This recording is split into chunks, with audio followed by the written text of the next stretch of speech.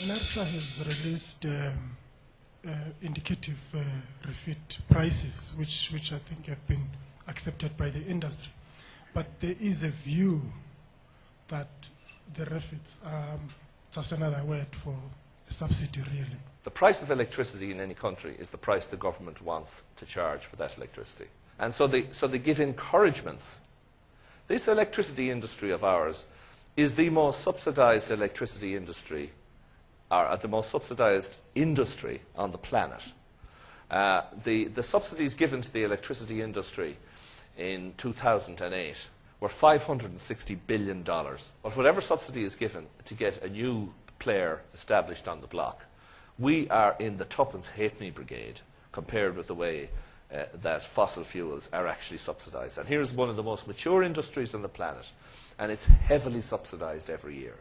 A lot of competition will be happening at municipal level and also in terms of mines where they'll be buying in bulk. Are you going to take the approach also of piggybacking in terms of on ESCOM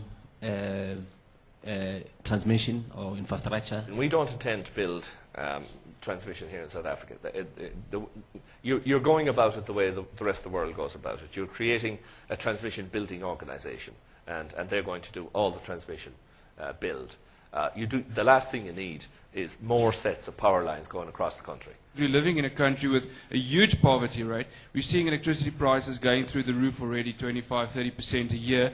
This just to help fund coal-fired power stations, which are clearly seem to be cheaper than wind power.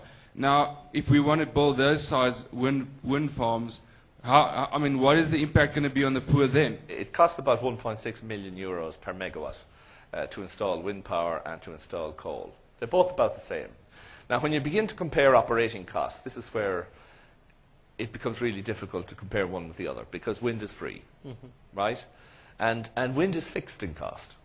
That's the really interesting bit when you begin to look at the risks of running all coal versus anything else. When you put wind on the system, you've got to give it, in order to get the capital cost paid for, there has to be this fixed price thing that we talked about, that the regulator has decided here in his wisdom, and he's right, because that's the way to get wind going. But what happens when you build a wind farm, for instance? The wind farm is going to be around probably 100 years. And so for the first 20 years, there's going to be this fixed price there. And what happens after 20 years? Well, nothing, actually. The price just goes down by a factor of 10. So if you take the electricity system of South Africa over the next 100 years, just take the extreme examples, coal or wind. Over 100 years, wind comes in at a fraction of the cost of coal.